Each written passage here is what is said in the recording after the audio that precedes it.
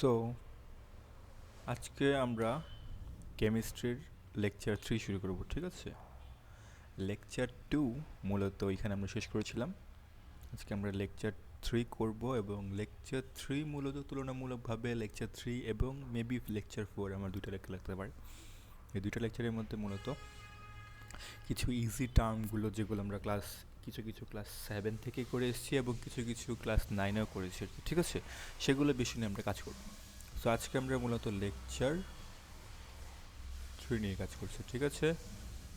আচ্ছা, let's get started.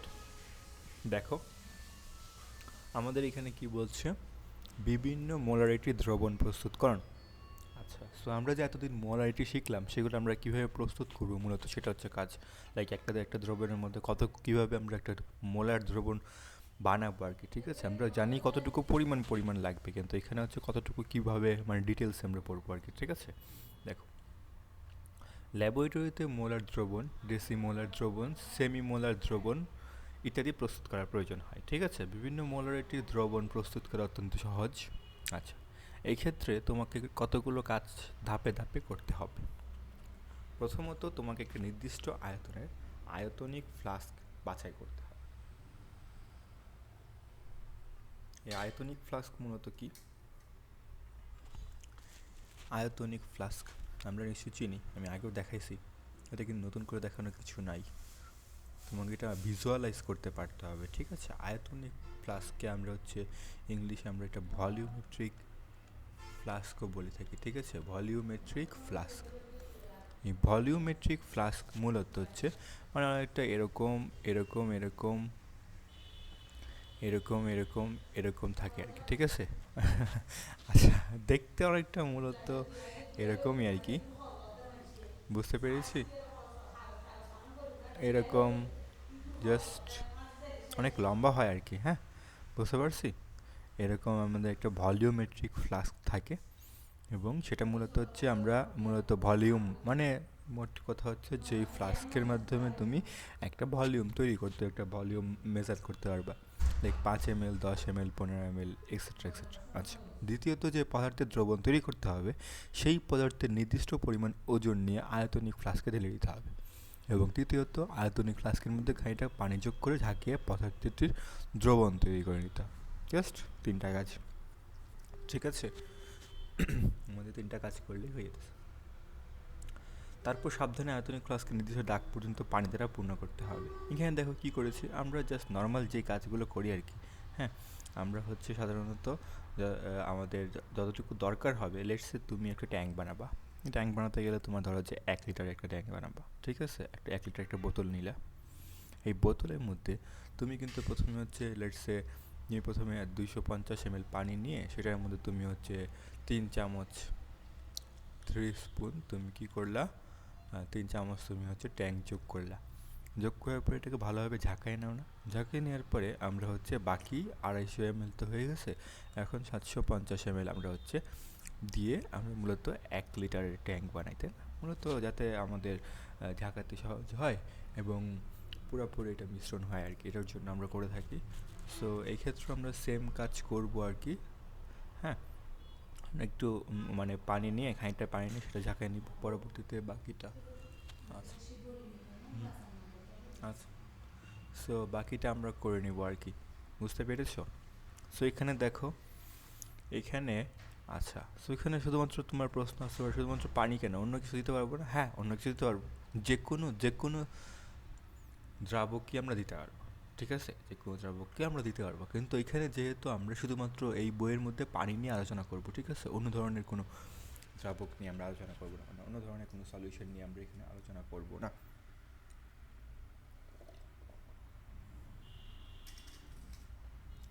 So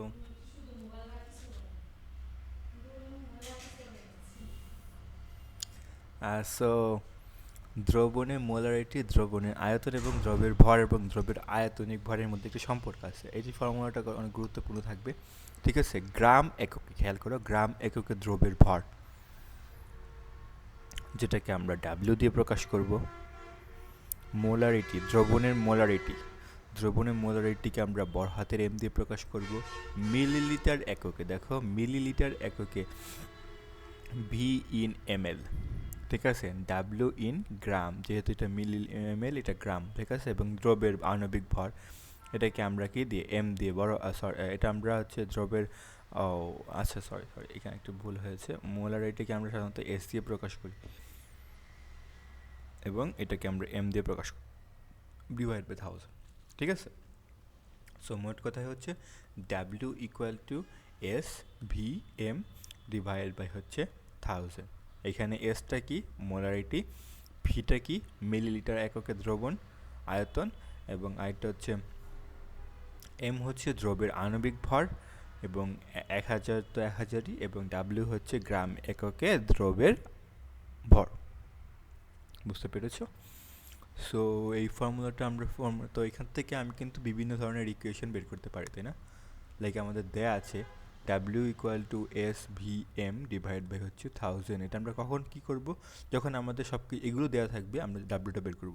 এখন তোমাকে মোলারিটি বের করতে বলছে, বাকিগুলো দেওয়া আছে, তখন তুমি কি করবা? এস সমান সমান কত হবে? দেখো, আমরা এটা 1000, এটা হচ্ছে ডাব্লিউ 1000, ডাব্লিউ ইন্টু 1000, আর এটা যেহেতু ওই দিকে চলে যাচ্ছে, সো এটা হচ্ছে ভি বাই এম। বুঝতে পেরেছো? এইভাবে সো এখান থেকে আমরা ভি বের করতে পারবো ইজিলি, এবং বাকি সবগুলোই কিন্তু আমাদের বের করতে পারবো। সো এটা কিন্তু এত কঠিন না, ঠিক আছে, এটা এত কঠিন না। মোলারিটি সম্পর্কিত সব ধরনের আমরা সূত্র, আমাদের এখানে জাস্ট খেয়াল রাখতে হবে কিসের এককে কী নিতেছে, লাইক ডাব্লিউ কিন্তু গ্রাম এককে, এবং মোলারিটি তো সরি দ্রব্যের আণবিক ভর তো আমরা এম দিয়ে প্রকাশ করি, সেটার তো কোনো ইয়ে নাই, সেটা তো কোনো ইয়ে নাই, হ্যাঁ, সেটা তো কোনো গ্রাম টাম কিছু নেই, কারণ গ্রাম দিয়ে প্রকাশ করলে তো সেটা মোলার হয়ে যাবে, আচ্ছা, মোল হয়ে যাবে, ঠিক আছে না? এবং দ্রব্যের মোলারিটি আমরা কীভাবে বের করবো? এটা এস দিয়ে প্রকাশ করবো, এটার তো কোনো ইয়ে নাই, মোল আমরা প্রকাশ করি, এবং মিলিলিটার এককে দ্রবণ, মানে মূলত হচ্ছে এই দুইটা খেয়াল রাখতে হবে, একটা হচ্ছে এমএল এককে আসতেছে কিনা, আর এটা হচ্ছে গ্রাম এককে নিতেছে কিনা, ঠিক আছে। কোশ্চেনের মধ্যে তোমাকে জাস্ট দুইটা কিন্তু এরকম দিয়ে দিবে না, লাইক এমএল দিয়ে দিবে না, তোমাকে লিটার দিয়ে দিবে, তখন তোমাকে এমএল দিয়ে প্রকাশ করতে হবে আর কি, ঠিক আছে। সো এখানে একটু কাইন্ড অফ কনসিডার করতে হয়। আচ্ছা, সো এখন আমরা কিছু ফর্মুলা মানে কিছু মূলত উদাহরণ দেখব। দেখো, সমস্যা 1 কী বলতেছে? 250 ml আয়তনিক ফ্লাস্ক 0.2 মোলার NaCl দ্রবণ কীভাবে প্রস্তুত করব? এখানে বি দেওয়া আছে ml-এ, এম দেওয়া আছে মোলার 0.2 মোলার, NaCl এর মোলার ভলিউম আমরা জানি না, মলিকুলার ম্যাস, মানে মলিকুলার ম্যাস আয়তনিক ভর, সরি আয়নিক ভর, হ্যাঁ, তো এটা কত হবে? এনএ হচ্ছে 23 যোগ হচ্ছে 35.5 সমান সমান হচ্ছে 58.5। সো দেখো, এটার কোনো কিন্তু ইউনিট নাই, বলেছি না মলিকুলার ম্যাসের কিন্তু কোনো ইউনিট নাই, এটা কিন্তু খেয়াল রাখতে হবে। যখন এটা আমরা গ্রাম বলে দিব, তার মানে তখন আমরা 1 মোল বলবো। বুঝতে পেরেছি? এখানে কিন্তু একটু একটু খেয়াল রাখতে হবে, মাঝে মধ্যে টিচারটা কিন্তু কেটে দেয়, ঠিক আছে। তুমি যদি আণবিক ভর বা পারমাণবিক ভরের মধ্যে তুমি যদি গ্রাম আকারে প্রকাশ করো, যেহেতু ভর, যেহেতু এটার নিশ্চয়ই ইউনিট আছে, না, এটা ইউনিট নাই। কেন ইউনিট নাই এটা কিন্তু আগে আমরা পড়েছি, তোমার এখানে একটা হোমওয়ার্ক থাকবে, ঠিক আছে। এগুলো আমাদের লাইক ছোট হলেও বিষয়টা জানতে হবে, তুমি যদি এগুলো যদি পুরোপুরি না জেনে আসো, পরবর্তীতে কিন্তু তুমি সাফার করবা, ঠিক আছে। সো আমাদের এখানে জানতে হবে কি, হোমওয়ার্ক থাকবে যে আয়নিক ভর,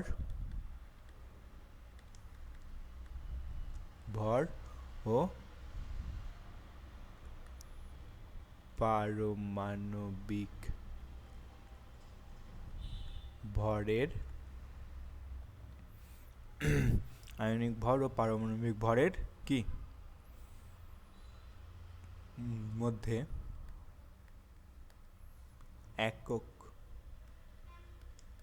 থাকে না কেন?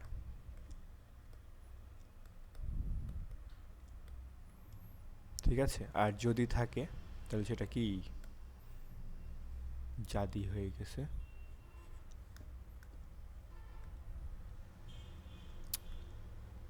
আজকাল বাংলা লেখাটা যদি থাকে তাহলে কি, সেটা থাকেই না, তবুও তুমি চেক করে নিও।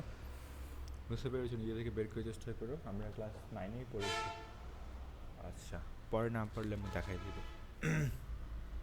সো খেয়াল করো, কাজেই কাজেই 1 মোল, তখন দেখছো 1 মোল যখন লেখা হয়েছে তখন 58.5 গ্রাম। বুঝতে পেরেছো? সো খেয়াল করো, সো 1000 মিলিলিটার বা 1 ml হচ্ছে আমাদের কত আছে। জাস্ট আমরা এই ফর্মুলা, এই সমাধান না দেখে, এই সমাধান তুমি দেখতে পারো, জাস্ট ওইটা থাকলে কী হবে, এটা থাকলে কী হবে, আমরা যে একটা ইয়ে আছে না, যে 2000-এর জন্য একটা বা 200-এর জন্য একটা, তো একটার জন্য 1/200, এরকম যে কী যেন একটা ছিল, এটার নামটা আমি ভুলে গেছি, ঠিক আছে, এই প্রসেসের নামটা ভুলে গেছি। সেটাভাবে তুমি করতে পারো। হুম, বা হচ্ছে আমরা ডাইরেক্ট ফর্মুলার মধ্যে বসাই দিব, ডাব্লিউ ইকুয়াল টু হচ্ছে 0.2 into 50 into 58.5 divide by 1000, 2 point এত গ্রাম চলে আসছে। ঠিক আছে, তার মানে এবার আগের মতো আয়তনিক ফ্লাস্কের মধ্যে এত যোগ করলেই আমাদের মূলত কাজ হয়ে যায়। বুঝতে পারছি?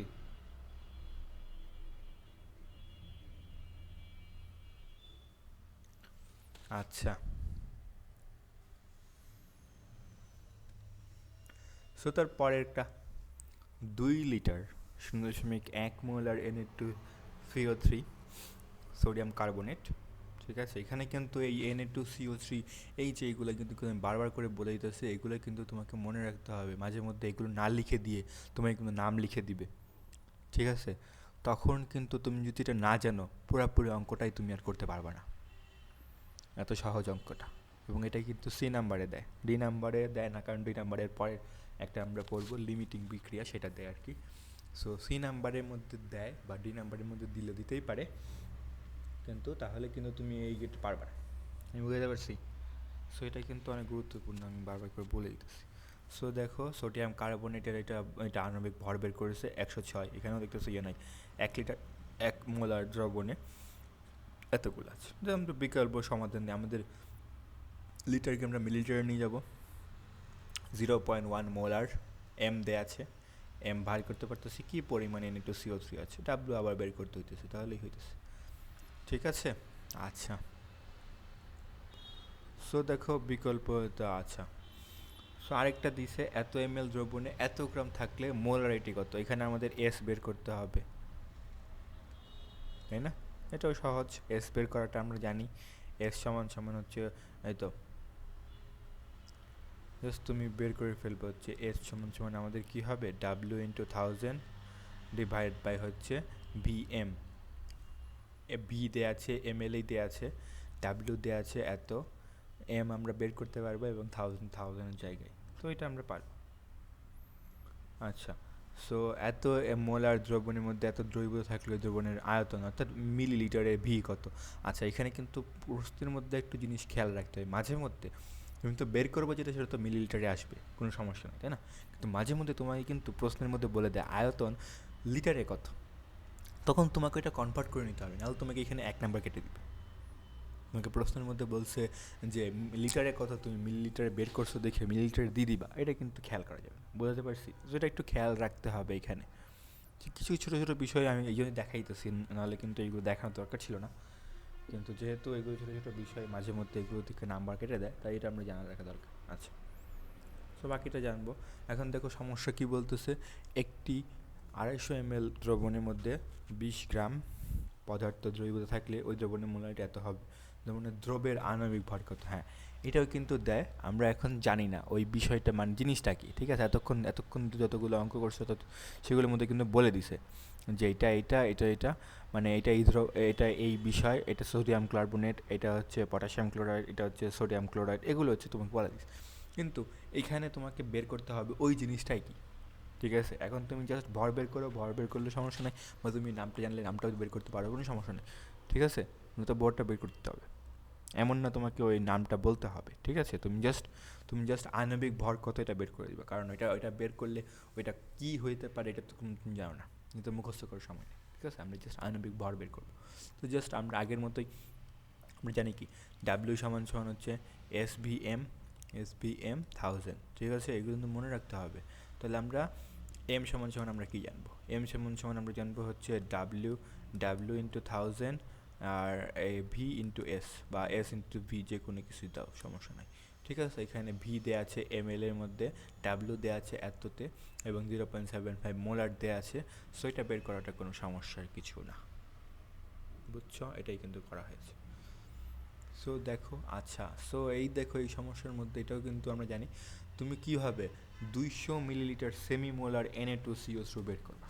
তো আমাদের এখানে আবার ডাব্লিউ বের করতে হবে, কিন্তু এখানে সেমি মোলার বলে দিয়েছে। আগের মধ্যে আমাদের কিন্তু মোলগুলো কিন্তু তোমার দেওয়া থাকতো যে 0.75, তারপরে দেখো 0.75, এখানেও দেখো আগেরটার মধ্যেও সবগুলোর মধ্যে আমাদের 0.1 মোলার, ঠিক আছে না, এগুলো দেয়া আছে, কিন্তু এখানে আমাদের বলে দিয়েছে জাস্ট সেমি মোলার। তো সেমি মোলার আমরা জানি কি, যদি তুমি না জানতো সেমি মোলার মানে 0.5, তাহলে কিন্তু তুমি পুরো অঙ্কটাই করতে পারতো না। বাকিটা কিন্তু সহজ। সো কোশ্চেনের মধ্যে তোমাকে এই ধরনের কোশ্চেনই দিবে যে তুমি না বুঝতে পারো। আচ্ছা, সো নিজে নিজেই কাজ দুটো তুমি করে ফেলবা। দেখো 100 মিলিলিটার দ্রবণে 4 গ্রাম NaOH সোডিয়াম হাইড্রোক্সাইড থাকলে ড্রেন ক্লিনার, ঠিক আছে না, সোডিয়াম হাইড্রোক্সাইড ড্রেন ক্লিনার, আরেকটা নাম মনে আছে আমি জানি না। আচ্ছা, সো এটা কিন্তু আমরা করে ফেলতে পারবো এটা। আচ্ছা, ঠিক আছে, তারপরে আমরা এখন একটা আমি প্রথমে ক্লাসে বলেছি যে এগুলো কিন্তু আমরা করে এসেছি। তারপরে দেখো যোগের মূলে শতকরা সংযুক্তি, ঠিক আছে। কোনো যোগের 100 গ্রামের মধ্যে কোনো মূল যত গ্রাম থাকে তাকে সেই মূলে শতকরা সংযুক্তি বলে। এটা দেখো, কোনো যোগের 100 গ্রামের মধ্যে কোনো মূল যত গ্রাম থাকে সেইটাকে মোলের শতকরা। আচ্ছা, এখানে কিন্তু খেয়াল রাখতে হবে প্রত্যেকটা লাইন, কিছু কেমিস্ট্রির মধ্যে কিছু কিছু আমাদের ইয়ে থাকে, সেগুলোর মধ্যে আমাদের কী করতে হয়, এটা দাগ হইতেছে না, ঠিক আছে, সেটার মধ্যে আমাদের যেটা লাইনে থাকে সেই লাইনটা আমাদের এক্স্যাক্ট বলতে হয়, ঠিক আছে। এক্স্যাক্ট বলতে গেলে মানে এই তো যৌগ লেখা আছে, এখন তুমি যদি এই কথাটা বাদ দিয়ে দাও তাহলে কিন্তু তোমার ফর্মুলাটা মানে ইয়েটা হয় নাই, ঠিক আছে। এই জন্য তাহলে দেখো কোনো যোগের মধ্যে, যৌগ জানি আমরা এবং মৌল জানি কাকে বলে, দুইটা আলাদা, এটা নতুন করে বলার কিছু নয়। সো যৌগ যদি ধরো যে আমাদের NaCl, ঠিক আছে, এই NaCl এটা একটা যৌগ, এটা দুইটার মধ্যে Na একটা আছে এবং Cl একটা আছে, দুইটা না। তো Na একটা মৌল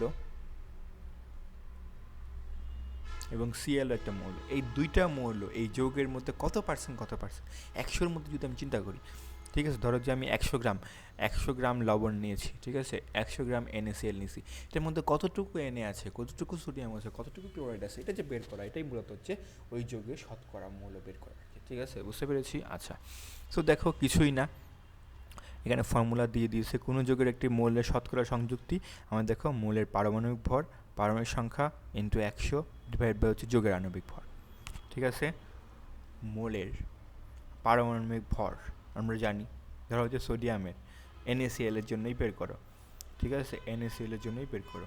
তো সোডিয়ামের মধ্যে আমাদের কত আছে, 23 পারমাণবিক ভর, পরমাণুর সংখ্যা 100, যৌগের আণবিক ভর হচ্ছে 58.5।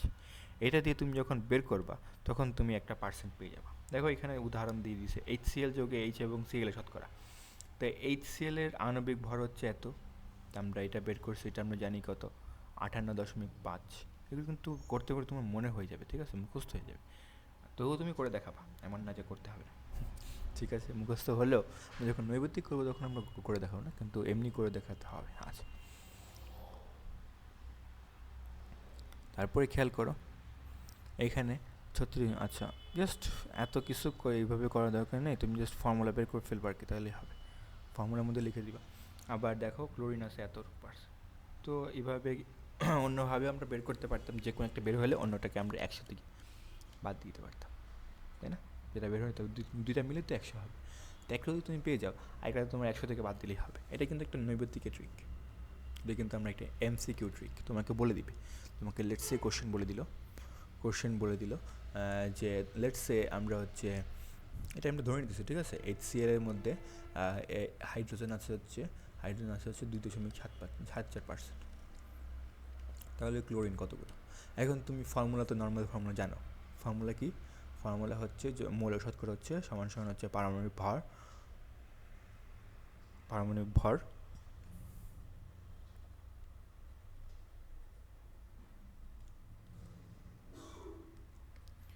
গুণ পরমাণুর সংখ্যা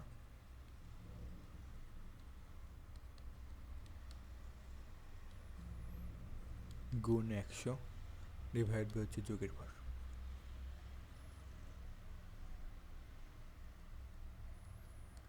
ঠিক আছে না? এটা আমরা আরেকটা খাতার মধ্যে, আরেকটা পাতার মধ্যে দেখলাম।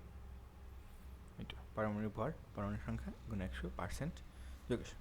ঠিক আছে, এটা আমরা পার্সেন্টেজ যেহেতু 100 দিয়ে গুণ করে দিচ্ছি। সো এটা এই ফর্মুলা তো তুমি এখানে তখন তুমি বসাতে গেলে তোমাকে যোগের ভর বের করতে হবে, পারমাণবিক ভর বের করতে হবে, পারমাণবিক সংখ্যা বের করতে হবে, দরকার নেই তো।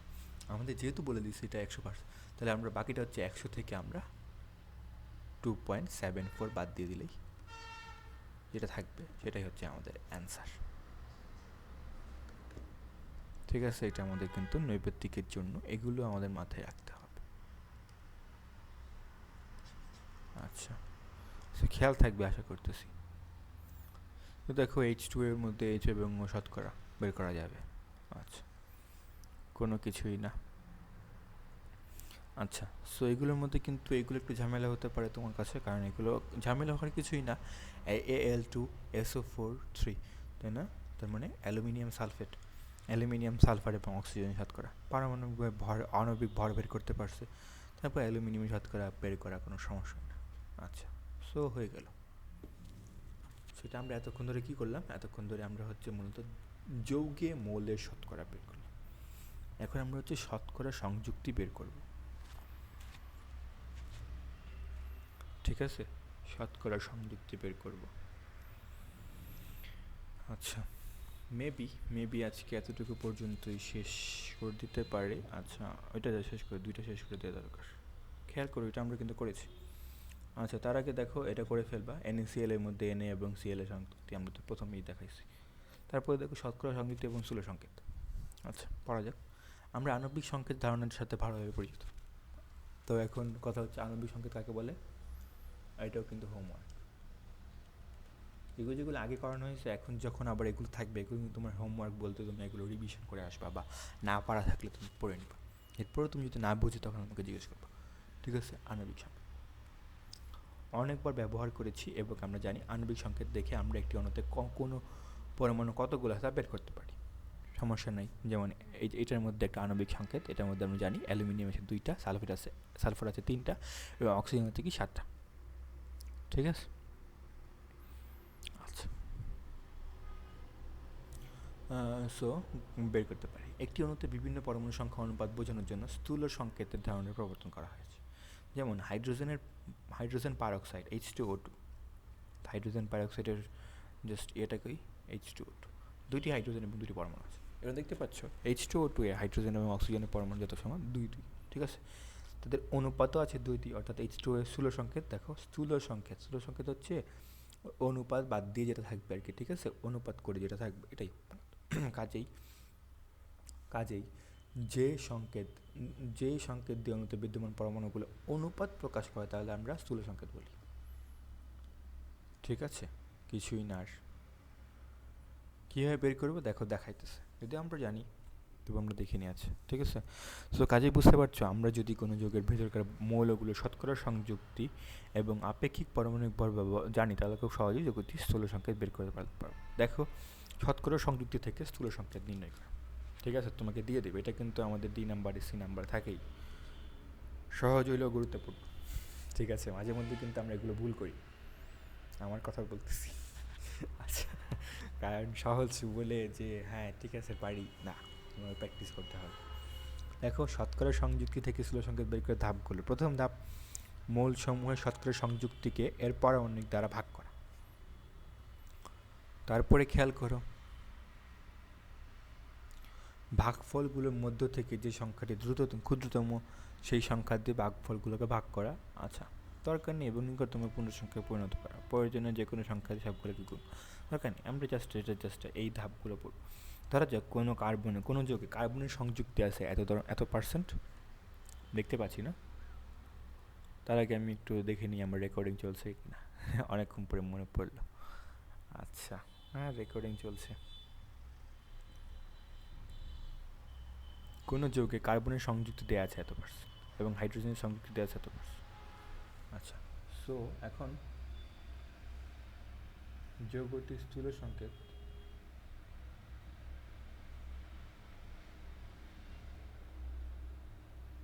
আমরা কিন্তু বের করতে পারবো। Wait a second, okay.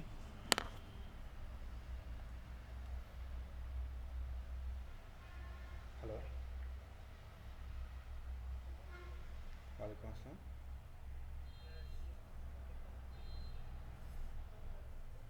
Right, Dipto Ahmed বলছি।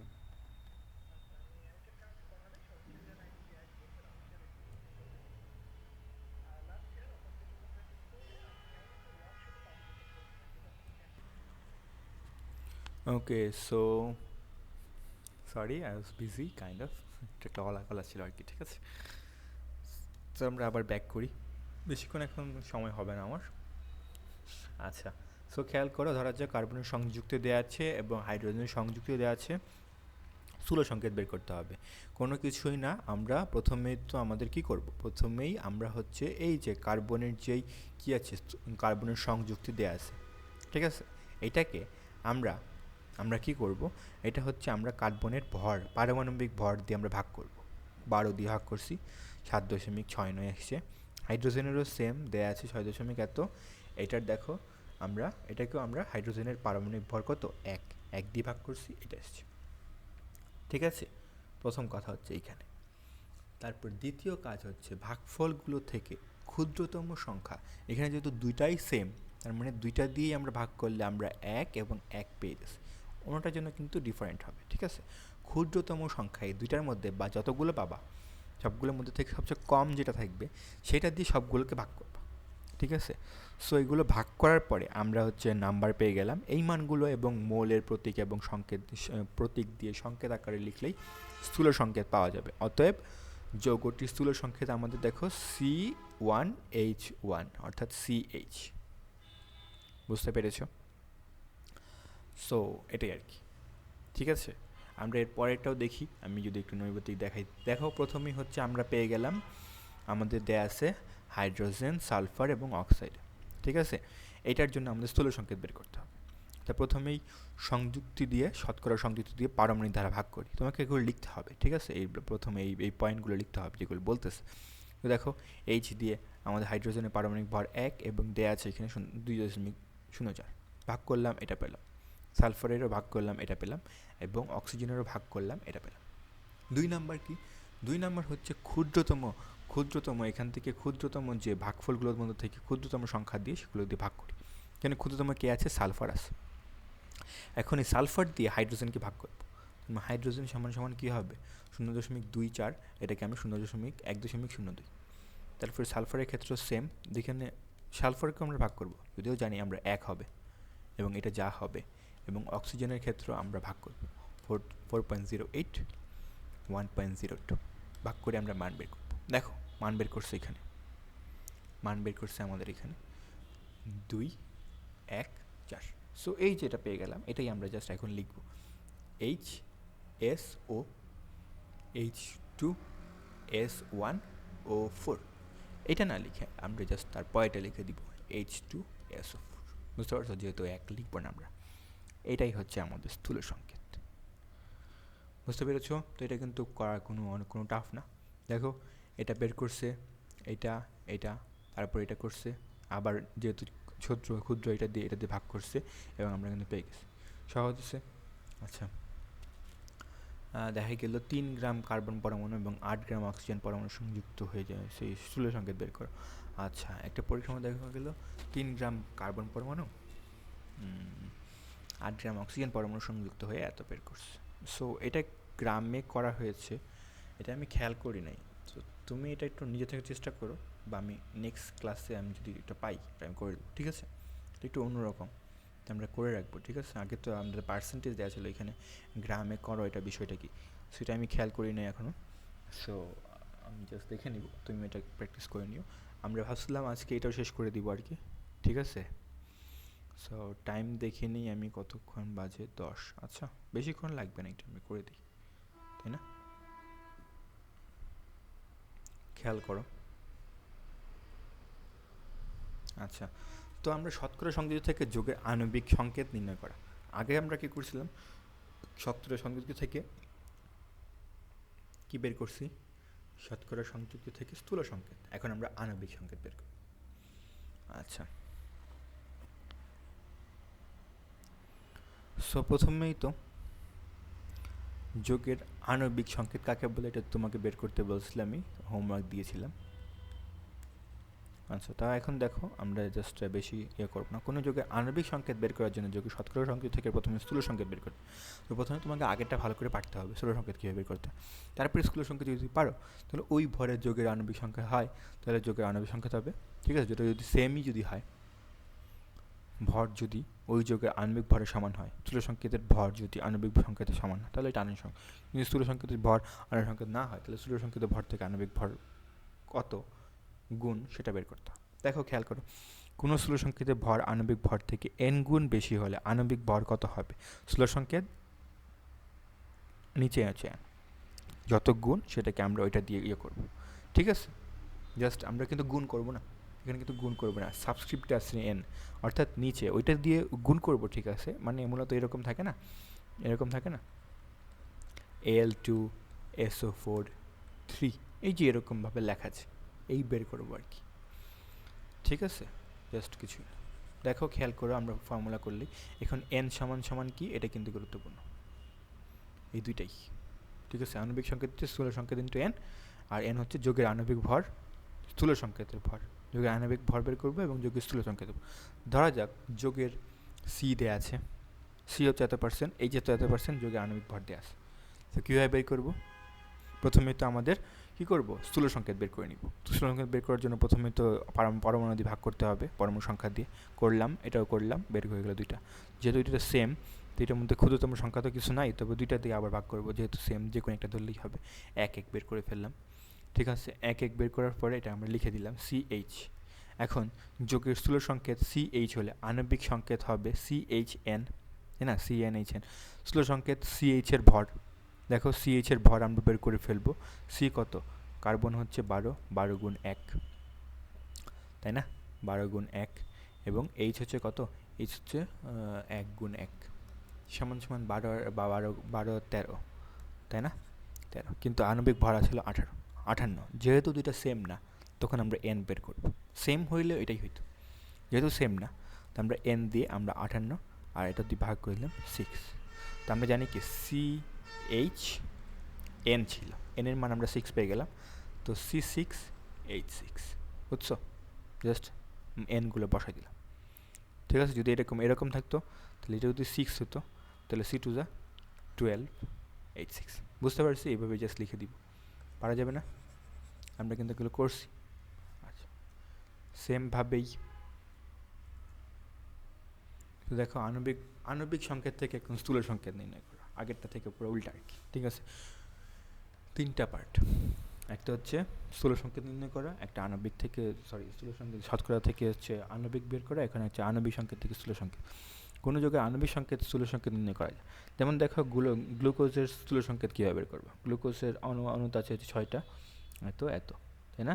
দেখো এই যে আমরা লিখবো এটাকে আমরা অনুপাত হিসেবে লিখবো, স্থূল সংকেত হচ্ছে এত, জাস্ট অনুপাত করে দেবো তাহলেই আমরা পাবো।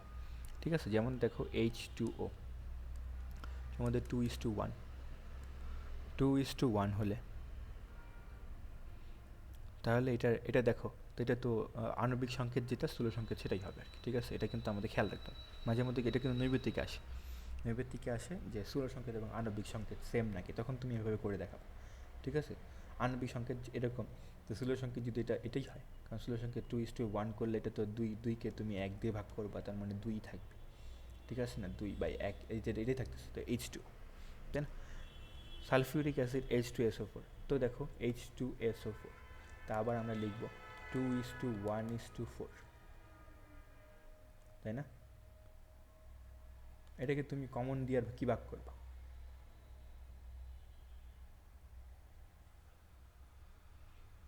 তো তুমি কমন তো আর কিছু পাবা না, কারণ তিনটাকে তুমি কমন দিয়ে ভাগ করতে পারতেছো না, তাই না। আমাদের জাস্ট অনুপাত কীভাবে করি, অনুপাত তো আমরা জাস্ট কমন দিয়ে ভাগ করি, তাই না। তো এখানে এখানে তো তিনটাকে আমাদের কমন দেয়, যেমন দেখো C12, এটা দুইটা সবগুলোকে আমরা 6 দিয়ে ভাগ করে দিছি, তাই না। ছিল হচ্ছে 6, 12, 6 ভাগ করে দিছি 6 দিয়ে, 6 দিয়ে ভাগ করলে 1:2:1।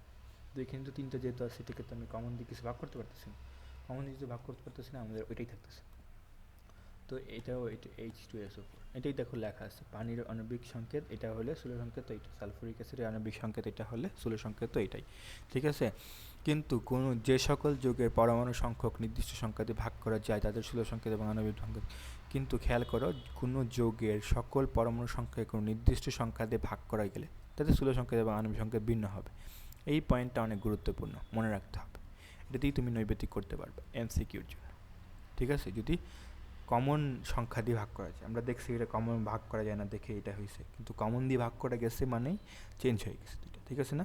এটা আণবিক সংখ্যা ছিল হচ্ছে C6H12O6, কিন্তু এটা স্থূল সংকেত হয়ে গেছে হচ্ছে CH2O, তাই না, CH2O হয়ে গেছে এটা, দেখছো। সো এখানে কিন্তু আমাদের চেঞ্জ করতে হবে। বেনজিন তো C6H6, এটাও সেম দিয়ে, তার মানে বেনজিনের কার্বন তো CH হয়ে যায়, ঠিক আছে। যেহেতু আমরা এটা ভাগ করতে পারতেছি, কমন সংখ্যা দিয়ে ভাগ করতে পারতেছি, তো দেখো বেনজিন ছিল এটা, কিন্তু এটা স্থূল সংকেত হয়ে গেছে হচ্ছে CH। ইথিন C2H4, তো এটাও যেহেতু আমাদের কমন সংখ্যা 2 দিয়ে ভাগ করতে পারতেছি, স্থূল সংকেত CH2 হয়ে গেছে, বুঝতে পারছি। এখানে কিন্তু একটু গুরুত্বপূর্ণ, সো এখান থেকে যেগুলো টপিকটা আশা করি বুঝতে পারতেছো, ঠিক আছে। জাস্ট কমন সংখ্যা দিয়ে ভাগ করে দিব। দেখো C6H6, তো প্রথমেই তো এটা হচ্ছে আমাদের কি, এটা হচ্ছে আমাদের আণবিক সংখ্যা, ঠিক আছে। আণবিক তো এটা আমরা যদি স্থূল বের করতে চাই, স্থূল যদি বের করতে চাই, তা আমরা জাস্ট 6 লিখব। 6 মানে কি 6 দিয়ে ভাগ করতে পারি 1 তো C1H1, তো পাল্টাই গেছে না, তো আমরা CH লিখে দিব। তো এই যে পাল্টে যাওয়া, এটা কেন পাল্টাইছে, কারণ এই যে কমন সংখ্যা দিয়ে আমরা দুইটাকে এটা পরমাণু সংখ্যাগুলোকে আমরা ভাগ করে দিতে পারছি, ঠিক আছে। মানে অন্য কথা যদি বলতে চাই, যৌগের পরমাণু সংখ্যা নির্দিষ্ট সংখ্যা দিয়ে ভাগ করে, যে স্থূল সংখ্যা বা আণবিক সংখ্যা ভিন্ন হবে। যদি ভাগ করে না যেত, যেমন H2SO4, বা ধরো যে H2O, এটা যদি আমরা আণবিক এটা যেটা স্থূল সংখ্যা বের করতে চাই, তাহলে 2:1, এটাকে তুমি কমন সংখ্যা দিয়ে দুটো ভাগ করতে পারবা, এক দিকে একই হবে, তাই না। 2 দিয়ে তো দুইটা ভাগ করতে পারবো না, সুতরাং আমাদের এখানে H2Oই থাকবে, তো এটা কিন্তু চেঞ্জ হয় না। তো যেগুলোই আমাদের মূলত কমন সংখ্যা দিয়ে ভাগ করা যাবে, 3টাকেই ভাগ করতে পারবে, 2টাকেই ভাগ করতে পারবে, তখনই শুধুমাত্র আমারটা চেঞ্জ হবে, বুঝতে পারছি। তো আজকে এই পর্যন্ত থাকুক, আমরা নেক্সট ক্লাসের মধ্যে নেক্সট লেসন শুরু করব, ঠিক আছে। সো আচ্ছা।